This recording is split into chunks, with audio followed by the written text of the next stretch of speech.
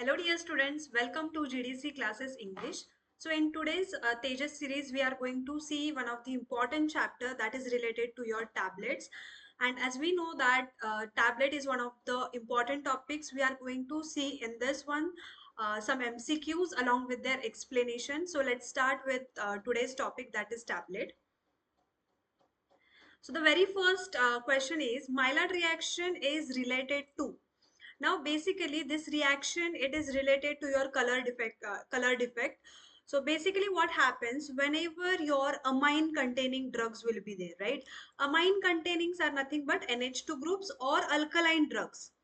So if your drug is having some amine containing groups or if it is having alkaline nature, then if you formulate these kinds of drugs with your diluent like lactose, with your diluent for example lactose, then it gives some discoloration in the presence of, say for example, magnesium stearate. So in the presence of this one, it undergoes some discoloration due to the presence of furfural due to the presence of furfural, and this reaction, it is known as Maillard reaction. And that is the reason why we do not formulate lactose along with the amine containing the drugs, because there are chances like it may undergo discoloration. So the correct option, since it is related to the diluent, because lactose is your diluent, so the correct answer for the first MCQ is your diluent. It is not related to binder, disintegrant or the glidant. So diluent is the right answer. Maillard reaction is related to diluents which is used in the tablet. Lactose, amino drugs or the alkaline lubricants, for example, magnesium stearate, it gives tablet discoloration because of the presence of this furfural. The next MCQ is the tablet hardness strength can be measured by. Now we all know that tablet hardness strength, that is measured by, there are certain instrument that are used for this one. So Monsanto is there, Strongcob is there, Pfizer is there. So basically all of the equipments are used to measure the tablet hardness strength. The only thing is that it may gives in kg or depending upon the type of hardness tester. So we test the hardness by placing the tablets between two jaws. So some jaws will be there. When a tablet is placed onto that one, at what strength your tablet is breaking, that is nothing but your tablet strength. One of the jaws then moves towards the tablet, pushing it against the fixed jaw. One of which is a fixed one, the other one is a moving one, until the tablet breaks. The load at which the tablet fails across the diameter is then recorded. Now your Monsanto tester, that gives the strength in kg. Strongcock tester, that is force, hydraulic pressure and lateral air pressure, depending which pressure is applied to break the tablet. Same is Pfizer tester. Ervica also gives the strength in kgs. Schellinger tester is gives in kgs and Strongcock. Whereas Vickers, it is used to measure the surface hardness. Webster and Van Epp indicate the edge damage during the handling. So these are some of the comments or the description related to that particular hardness tester, but all of them are used to test the hardness. Which equipment is capable of both wet and mass blending? So basically there are different mixers or different equipments used in the process of blending. So for this we are using Little Ford mixer for both wet and mass blending. So it is used for wet mass and the blending process. Diosnite is used for mixing, granulating, coating, drying. So like these questions may come like which of the equipment is used for which of the process. Sigma blade mixer, topo mixer, FBD. So that is used for mixing high viscosity liquids.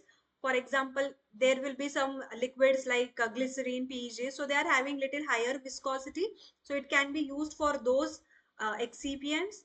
Gral mixer, it is the modification of planetary mixer, and oscillating granulator. So that is used for sifting of the granules. The next one is the formation of wings or ragged extending edges about periphery of the tablet is called. Now we know that whenever a tablet is formed, it may have some defects. Depending upon what is the defect, there are different names. Like for example, in this case, it is known as whiskering. Whatever the wings or ragged extending edges. So basically a certain outcome will be there or outward will be there, like wings like structure. About the periphery, periphery means about its circumference of the tablet or around the edges. So that process is known as whiskering. Mottling is related to color defect, so they have not asked about the coloring or anything. So mottling will not be the answer. Picking is nothing but the tablet, if for example too much moist granules are there, so it start uh, sticking, or it start the little bit of material will be removed and stick onto your like dies and punches, so that will be picked, some part is picked from the tablet, right? So it will not happen.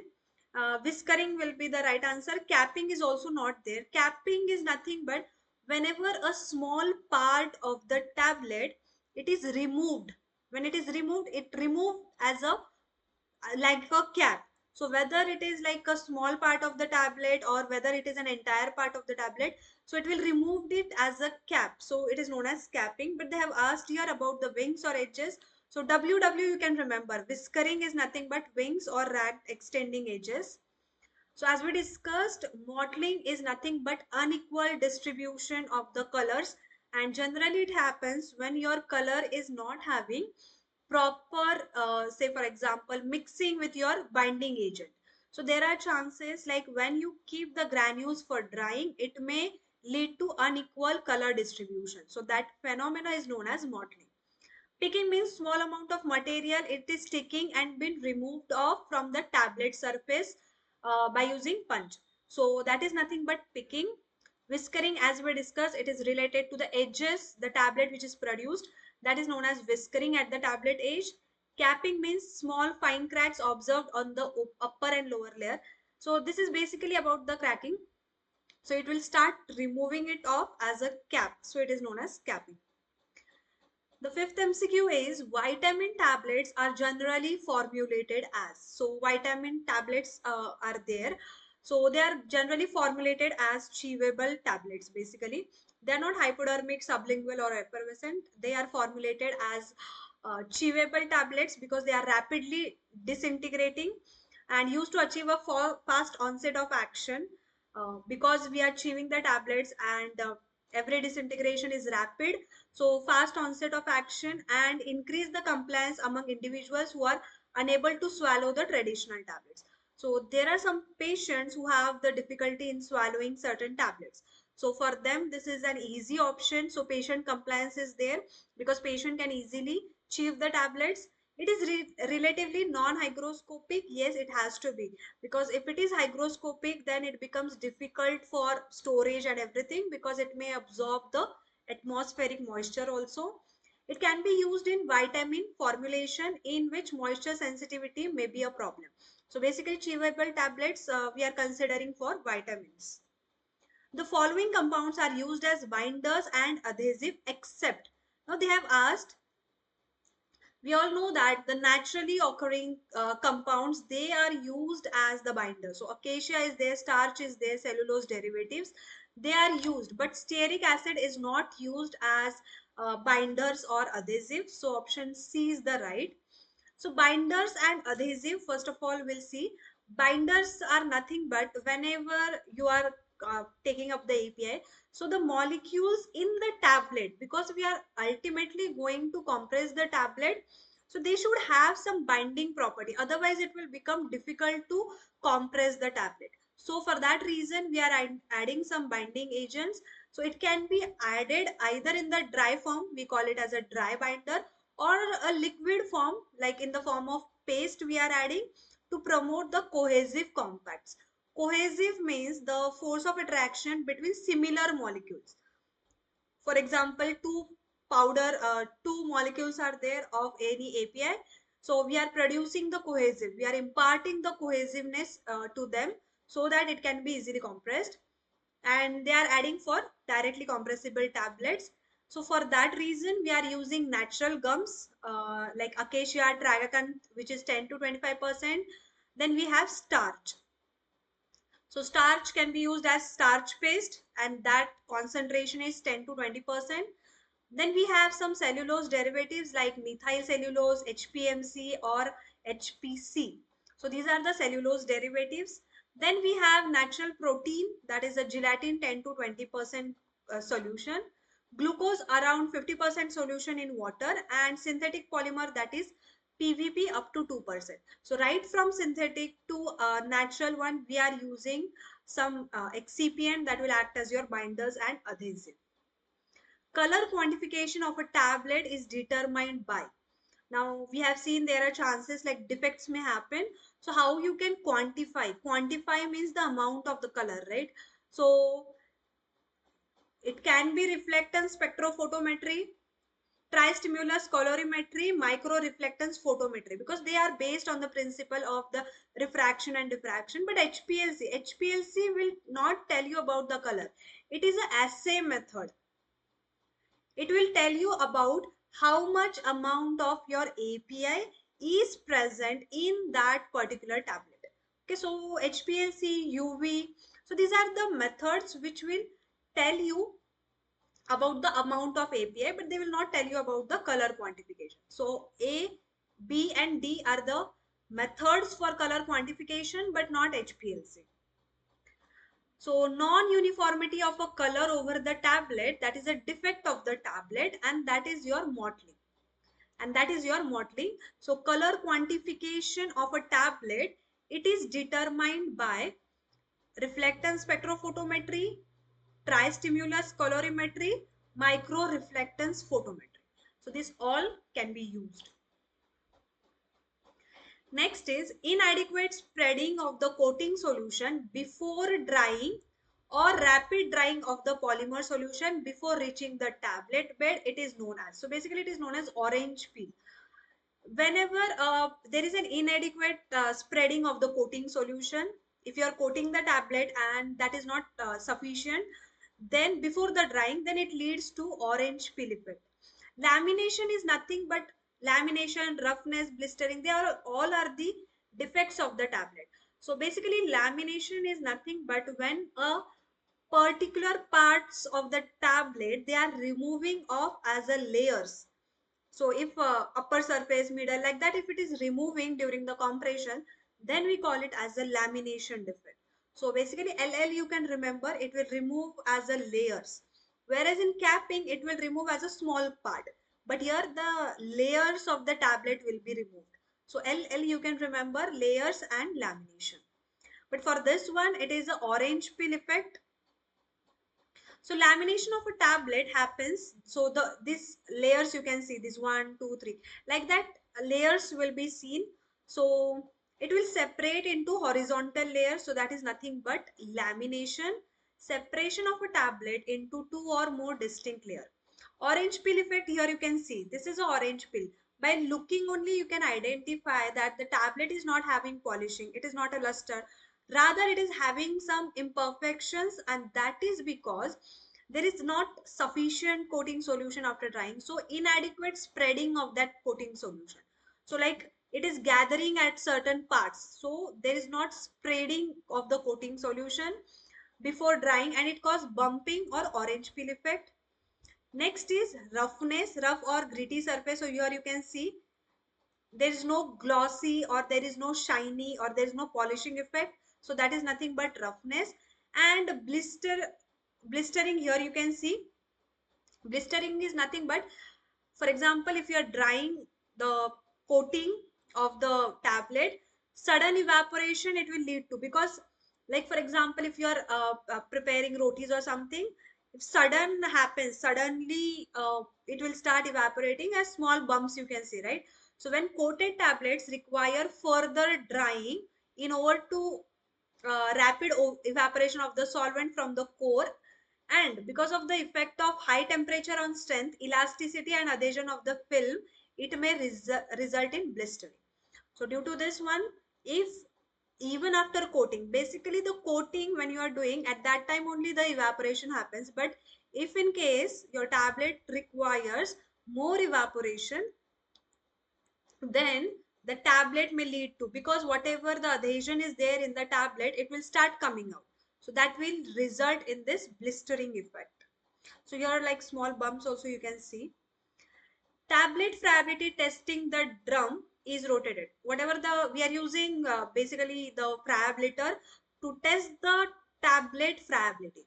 Now, what do you mean by friability? Friability, not only tablet, if your material is friable, means easily crumbled. It can be crumbled easily. So, friability is that only your tablet should not crumble during the handling, storage, till the time patient will administer. We have to ensure that the tablet is intact. Okay. So, tablet friability testing the drum. So, there's one drum, the friability, right? So your tablets you will take according to USP guideline like 6.5 grams of the tablets. Take the initial weight, place the tablets, and the drum will rotate. Your tablet will fall at a certain distance during each rotation. During each rotation, your tablets will fall, right? So this is your friability. This will rotate. So your tablet will fall at a distance of 6 inches every time. So how many revolutions you are doing during the entire test? So if they ask, you have to read the question carefully. They are asking in terms of RPM or they are asking the total revolution. So here they have not asked about the RPM. So basically it is rotating at 25 RPM and time is 4 minutes.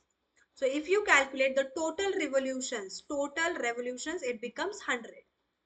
If they ask about RPM, 25 RPM, if the total revolutions are 100. So the correct option is 100 times. The next one, yeah, this is the drum. So tablet friability testing involves weighing the sample of a tablets. First, initial weights you have to take, not the individual, total weight, and then place them into the rotating drum. So as soon as this curvature you can see, right, it will reach here, your tablets will fall. It will reach here, your tablets will fall. So this distance is 6 inches. It rotate for total 100 times, 25 RPM for 4 times. So total it becomes 100 revolution. Then again, after complete 100 revolution, you have to take the tablets, dedust it properly, and again take the final weight.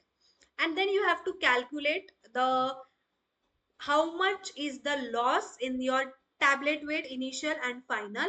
That is nothing but your friability. You have to take initial weight minus final weight divided by initial weight into 100.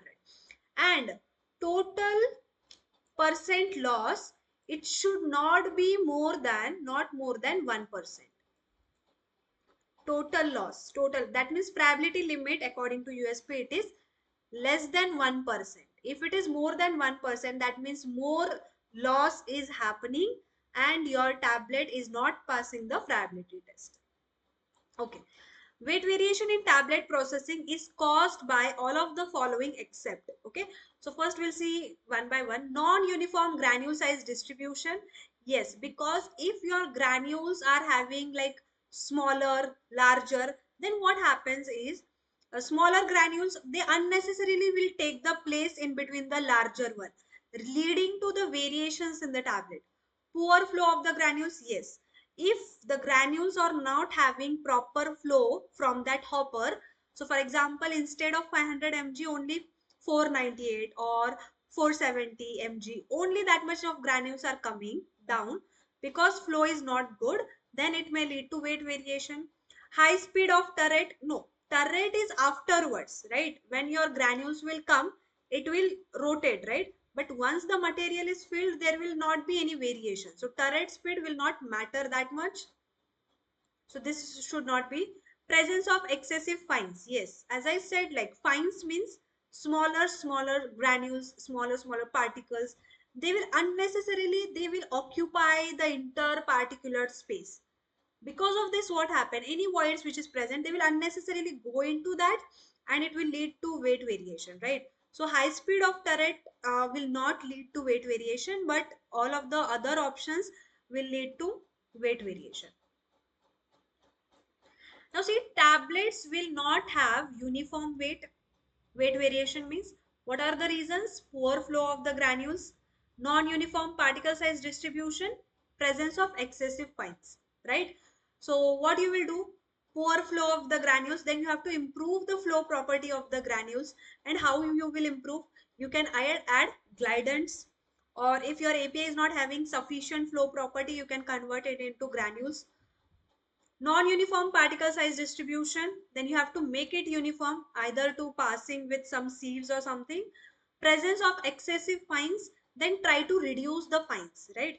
So if you are using, for example, higher mesh size, then you can use lower mesh size to avoid the generation of fines. So these are some of the remedies to improve the weight variation. The first stage of weighting on addition. So basically, as I said, if your API is not having proper flow properties through the hopper, then we are converting it into granules, right? We are converting it into granules. So when, for example, these are the molecules of your API, then you can add some weighting agent, you can add that granulating agent while preparing the granules. So if you are adding little granules, what will happen? Little material, right? Little material will come together. This is the first stage. If you add more, what will happen? A bridge like structures, they will start forming, right? Little more, it will occupy the space. This will be second stage, for example. Third stage, what will happen? Almost all of the granulating agent will occupy the space, right, in the third stage. And in the fourth stage, what happens? The entire granule will form. For example, this is your granule occupying your four API molecules, right? So these are the stages depending upon how you are adding the granulating. So little you added, you will mix, right? So like that, you have four stages. Basically, in the granulation process, you have four stages. So first one is about the pendular. The first stage, we call it as a pendular state. Then the second stage, we call it as funicular stage. The third one is about the capillary stage. And the fourth, because they are forming droplet like structure, we call it as a droplet state. So now they have asked, so this is PFCD. So how you can remember is PFCD. You know, there is a provident fund, right? The concept is there. Concept as in you will get PF account will be generated when you will go. So PF, it is we have stored our PF in compact disk. CD is nothing but compact disk, right? So you can remember PF we have stored in CD. So PF CD. So now they have asked about the first stage. So definitely first stage is P, that is a pendular state. Okay. So the option B is the right answer, pendular. Pendular followed by funicular, then capillary, and then droplet. So yeah, this here it is given. Pendular means they will start establishing the connection like liquid bridges like this.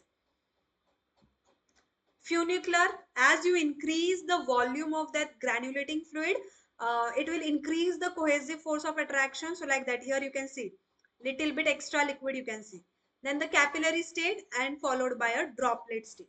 So as you increase the binding or as you increase the granulating solution or binding also, both are right. So that will increase the cohesive strength and finally it will convert into granule. Dissolution test apparatus type 7 USP, it is a reciprocating holder. I'll tell you here, okay? So like this is a trick to remember. The first one, this apparatus are important. The first one, this looks like a basket, right? The front one.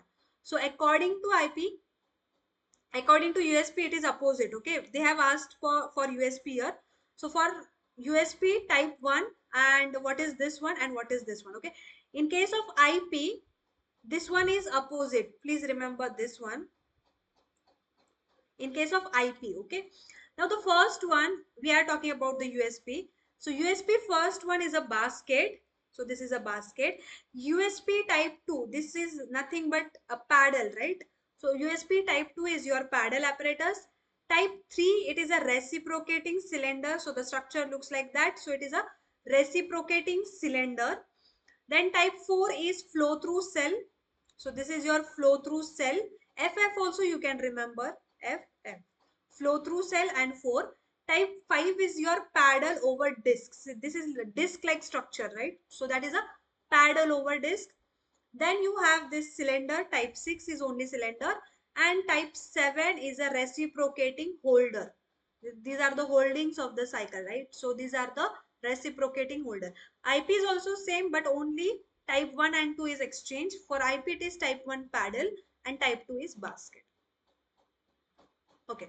Cerulose is a brand name of. So most of the time the question may come like they may give you any excipient. You may have to answer what is the brand name. For example, like microcrystalline cellulose is Avicel, like that. So for here, Cerulose is a brand name of. So Cerulose is a brand name of dextrose. So these are some chemical names and their brand name. So dextrate, if they are asking, that is MDEX.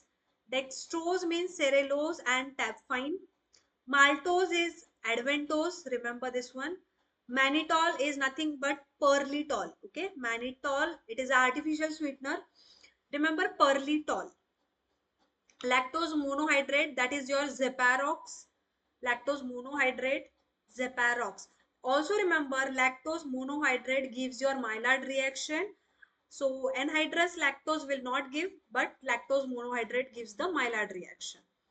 Starch, that is pre-gelatinized starch, so that is your pharma gel, pre-gel, MDEX, Cellutab, Starex 1500. In that they are the hydrolyzable and Starex 1500 is directly compressible. That means if you are going for direct compression, you can use this excipient. Sugar compressible, that is Dipac, Newtab and SugarTab. So they contain some invert sugar, and Newtab also contains magnesium stearate, like that. Cellulose, microcrystalline cellulose, so that is Avicel, Emcocell and Vivacell. So the trade names are very important.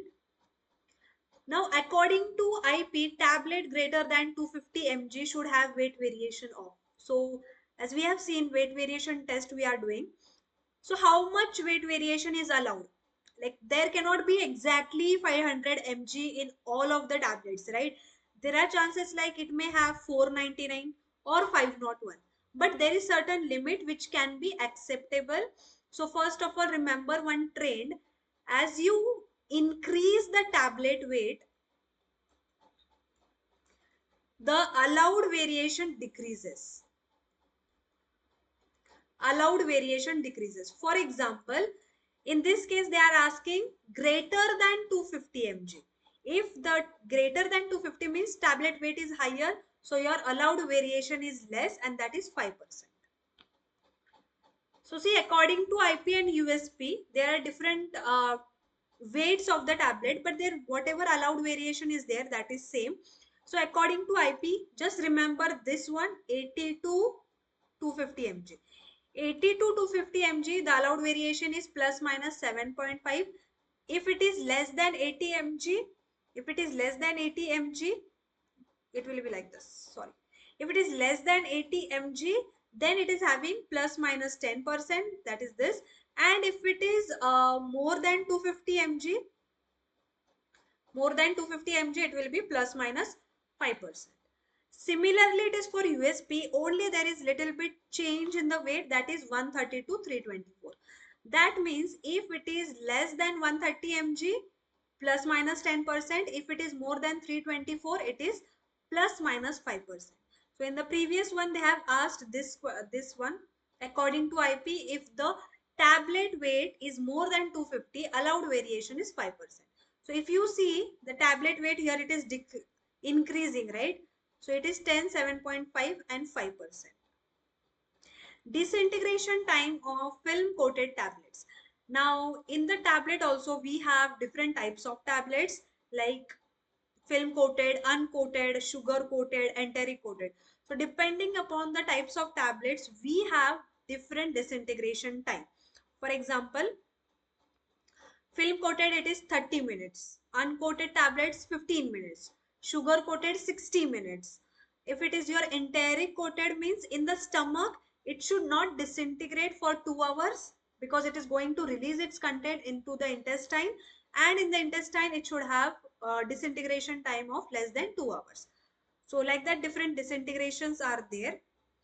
So first one is dispersible effervescent tablet, because they are meant to disperse easily. Effervescent means it will release the gases.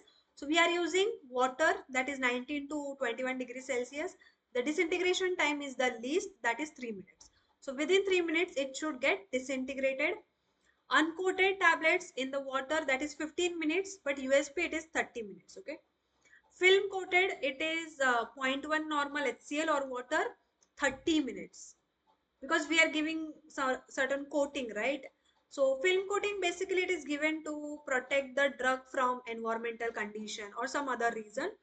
Sugar coated, because whenever you are giving sugar coating, it increases in the tablet weight. So sometimes more than 50% weight is there, increase in the weight. So in that case it takes time to disintegrate. So the limit is 60 minutes. Enteric coated for zero point 0.1 normal HCl with phosphate buffer. So 2 hours in gastric fluid, it should not disintegrate, and 1 hour in intestine. So less than 1 hour it should get disintegrate into your intestine, but it should remain intact in your gastrointestinal fluid. So this was about the disintegration. Next is about your OPA dry. So as I said, like OPA dry or OPA lux, OPA spray. So these are nothing but giving coating to your tablet. So we are using OPA dry. It contains some composition. So that material we are making solution and spraying it. So basically, what is OPA dry? What is OPA lux, right? So basically, Opala, it is a complete film coating concentrate. So if you want to give film coating, we use OPA dry. Opacant color concentrate for sugar coating. Remember, whenever it is sugar coating, that will be your Opalux. So Lux one is soap, right? So soap, sugar, like that you can remember. And opacant color concentrate for film coating, that is your Opa spray. So this is Opalux, in which it is for sugar coating, Opa spray for film coating, and Opa dry, it is a complete film coating. So these are the terms: Opalux, Opa dry, and Opa spray. Which of the following equipment which of the following equipment is not a perforated pans? So there are certain equipments that we are using for the pans. So apart from that, the Pellegrini pan, it is not a perforated pan, others they are. So these are the coating equipments: standard coating and fluidized bed, air suspension, and the perforated. So Pellegrini is your standard coating pan and immersion sword, immersion tube. Then you have perforated axilla coater, high coater, dry coater, and glad coater. So in which one the coata is there, they are perforated. See here also coata is there, right? Then here also coater is there. Here also coater is there, and this is also coater.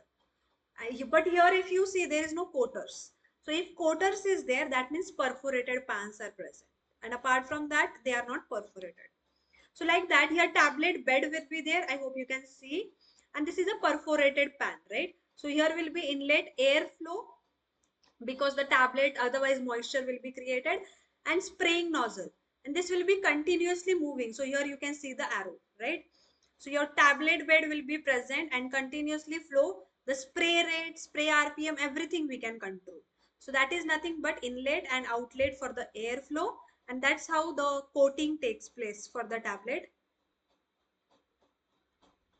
In which step of sugar coating colorant is added? So basically, if you want to give sugar coating, there are various steps like seal coating, sub coating, sugar coating, like that, polishing and printing and all. So in which step you will add color? For example, in the sugar coating, if you wanted to add colors, in which one you will add? So basically we will add in syrup coating. Okay. Seal coating and all we will not add. Polishing, so it is after the coating, right? So polishing will not be there. So basically syrup coating. Now that steps we will discuss later on. So syrup coating is nothing but, if any imperfections are there in the tablets, that imperfections can be hid by the use of this syruping or smoothing. Okay. So it application of syrup coating with glossing syrups followed by the addition of dilute colorants to provide the tinted base. The syrup solution containing the dyes, they are applied until final size and color is achieved. In final step, clear syrup coat without dye is applied. Once with the dye and afterwards without dye. The aperture size of stainless steel mesh in the disintegration test apparatus. So we know that there are 6 tubes, right?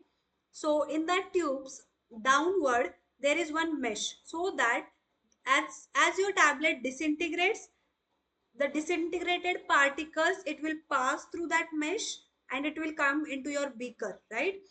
So what should be the size of that aperture? You cannot take any size. Very fine also you cannot take, because even if your tablet is disintegrated, it will not come down. And if you take very larger one, even if your tablet is not disintegrated completely, it will come down. So there has to be a proper size for that. And the ideally what you are using is 2 plus minus 0.2 mm, and the sieve number for this is sieve 10. So this is sieve number 10. So either the question can come from sieve number or the aperture size also. So yeah, like that, these are the 6 tubes. So this is nothing but the plain square with which is having 2 plus minus 0.2 mm apertures, and the wire diameter is 0.615 to plus minus 0.045. So this is nothing but your disintegration test apparatus. During compression of moisture critical granules, a hygroscopic substance used to maintain a proper moisture level. For example, if your granules are having tendency to absorb the moisture, then in the direct compression, then what you will do? So we are adding basically certain excipients that will absorb the moisture. Instead of granules, the hygroscopic material, because they are having tendency to absorb the moisture, they will absorb the moisture instead of granules. And that's how the humidity is, or the moisture level is maintained. So what are those materials which are added? So basically we are adding sorbitol. Talc, acacia, tragacan, they are not used. We are using sorbitol. Hygroscopicity is nothing but absorption of the moisture content from the environment is hygroscopicity. So examples are your sorbitol, citric acid. Citric acid is also your pH modifier. Cross-linked sodium carboxy methyl cellulose, PVP. So these are some of the examples. During compression, hygroscopic materials, they maintain the required level of moisture content. The next is the breakdown of a tablet into smaller particles or the granules is known as. So a tablet will be there, right? So whenever a patient will take the tablet, it will first disintegrate. Once it is disintegrated into the granules, it will deaggregate. Deaggregate means into individual particles, and then it will go undergo the process of dissolution. So breakdown of the tablet they have asked. That means they have asked about the first step, that is your disintegration. Crushing is not there. We are not crushing the tablet. Dissolution is the next step. Granulation, no. Granulation means formation, right? That's not breaking. So disintegration refers to the mechanical breakup. Breakup means it will break into individual granules upon ingestion. Ingestion means when the patient will take, and it is characterized by breakdown of the interparticulate bonds. Whatever the particulate bonds were there, we have added certain binders, right, to have that cohesive strength. So that will be broken down, which were forced during the compaction of the tablet. As I said, during the compression we require that force, so that has been broken down when the tablet will ingest, when the patient will ingest the tablet. Shellac is used for the purpose of, now shellac, it is an enteric coating polymer. Enteric coating means what? For example, if your tablet, it is having some degradation property in your stomach, and you do not want your tablet to release in the stomach, you have to protect it from the environmental condition. But as soon as it goes into your intestine, it will release the materials. So we are giving which kind of coating? So that is a shellac, that is enteric. They are not having solubility in the acidic pH, but they will get solubilized into your intestinal pH, and therefore it is known as enteric coating. So it is not a polishing agent or film coating or subcoating, it is an enteric coating agent. So along with the shellac, we have PVA also, we have cap also, sorry, that is cellulose acetate phthalate. So see what are the materials. Water soluble, we have gelatin, starch, PVP, CMC, hydroxyethyl cellulose, arabinogalactone, PVA, and polyacrylic acid. Water insoluble, we have ethyl cellulose, polyethylene, polymeth acrylate.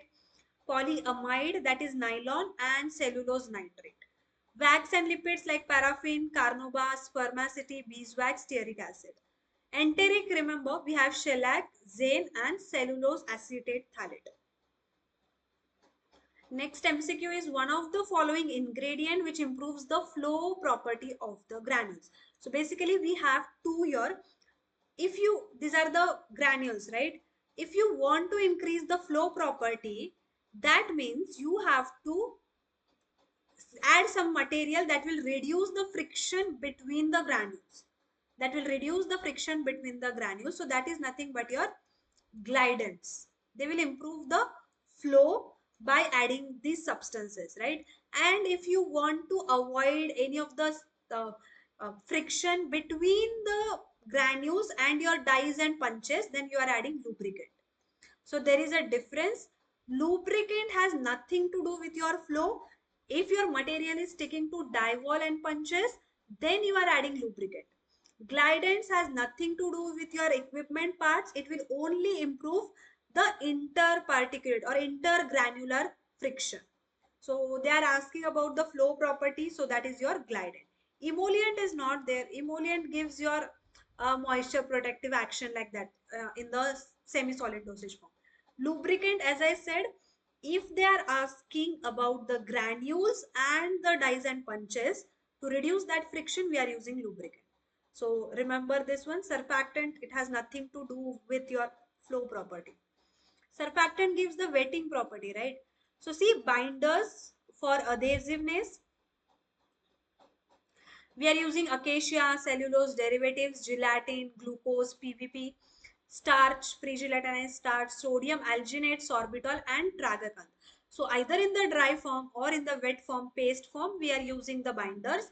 Disintegrant means which will facilitate the breakdown of the tablet. So that is nothing but your disintegrant. Example are starch, cellulose, alginate, PVP, cross-linked carmellose. So super disintegrants are also there like SSG, sodium starch glycolate. These are the modified starch. Glidants to improve the flow property like we have aerosol, colloid, that is colloidal silicon dioxide. Then we have talc, cornstarch, etc. Antiadherent like magnesium stearate, starch and talc. Lubricants, see, to reduce the friction of machine and its component. So stearic acid derivative, polyethylene glycol, talc and waxes. Coloring that has to be approved by the regulatory agencies. So DNC lakes, spray dried, other flavors, natural and artificial sweeteners. So these are some of the excipients of the tablets. In this, apart from that, also we have diluents and all along with their examples.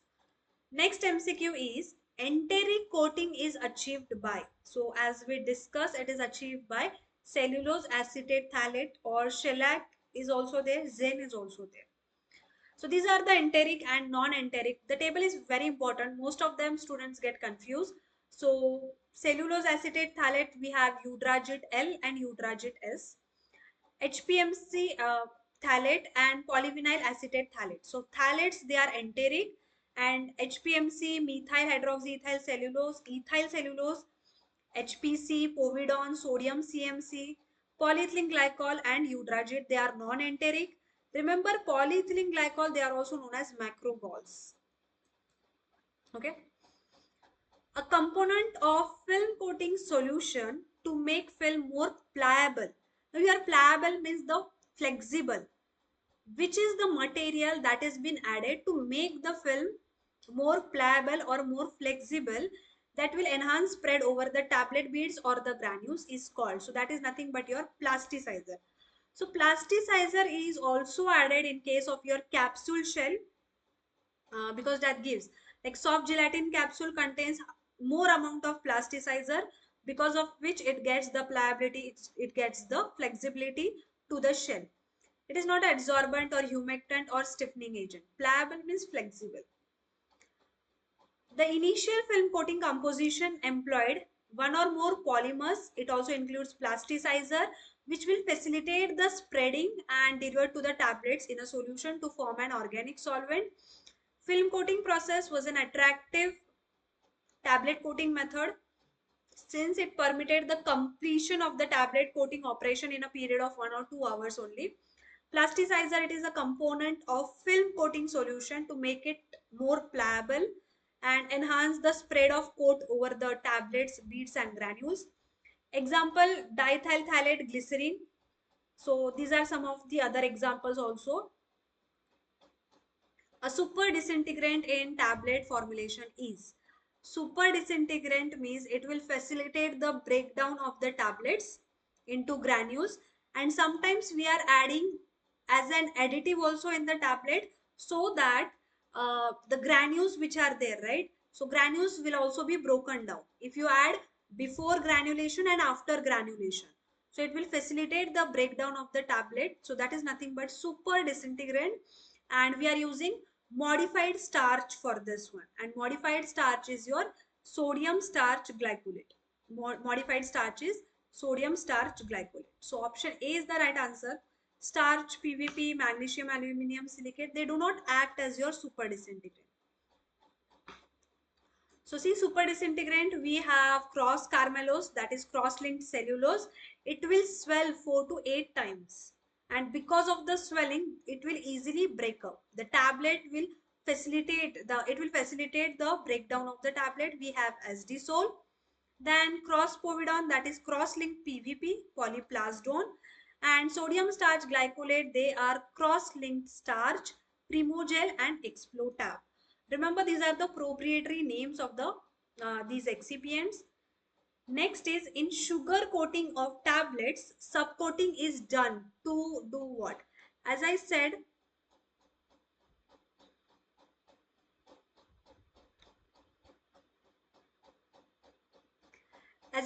like during the sugar coating, we have a number of steps, so that we will discuss in this MCQ. So basically, subcoating is done to round the edges. To prevent the moisture deposition, we will use seal coating. To round the edges, we will do sugar coating. Smoothen the surface, smoothing can be done. And to prevent the tablet from breaking due to vibration, that we will not do here. So the steps first is seal or sugar coating. So it will prevent the moisture from entering into the tablet because we will give this layer. So example are your shellac and zen. They are also used along with the enteric polymers, acting as enteric polymers. They are also used in sugar coating. Then we have subcoating. So it will round the edges if your tablets are not round. So because it should have that appearance, we are giving subcoating. It will round the edges of the tablet, because of which it will increase in the tablet weight 50 to 100%, as I discussed. That is the reason the disintegration of sugar coating tablet is also 60 minutes. So we are using sticky binder, that is gelatin acacia. Then it is smoothing. So smoothing will, any of the imperfection, if it is present, then it will feel this imperfection. So colorants are added into this step, into smoothing. Then we have color coating to give that elegant appearance or the aesthetic appearance. Polishing to give the luster, shine to that tablet. Wax, beeswax or carnauba wax. Printing on the surface of a tablet, it is done by rotograph to facilitate identification with manufacturer logo or code. And whatever ink is used, that is an edible ink that is used for printing.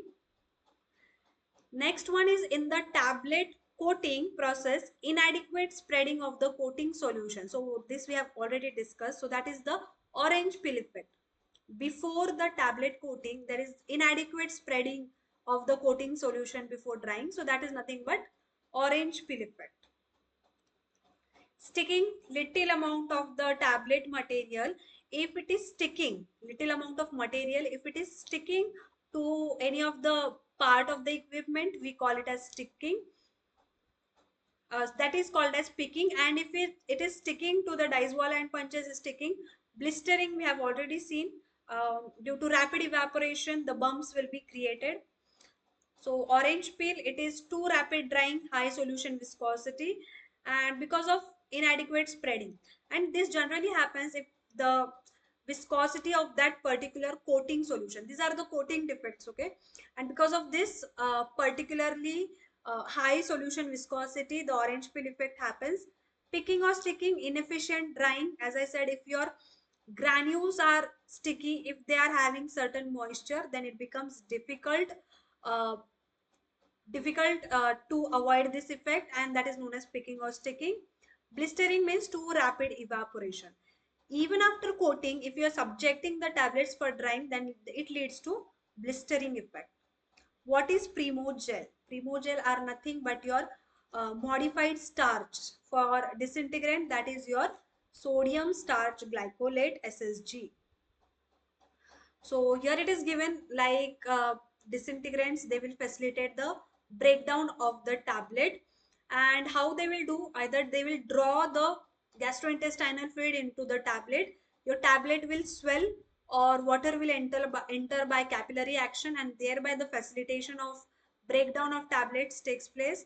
So what we are using? We are using modified starch like your Primogel and Explotab. So these are the proprietary names for modified starch, that is, so these are the modified starch, that is sodium starch glycolate. They are super disintegrants which are low substituted carboxymethyl starches and used in low concentration 1 to 8% with 4% is the optimum value. And the last one is, which is an example of non-enteric film former polymer. So ethyl cellulose is non-enteric. We have CAP, that is cellulose acetate phthalate, polyvinyl acetate phthalate. So ethyl cellulose is the non-enteric one, and CAP and polyvinyl acetate phthalate, they are the enteric material. So that was about all the important MCQs related to the tablet, and we will see next important topic in the upcoming Tejas series. And for more such videos, follow our YouTube channel, which is GDC Classes English. So thank you so much.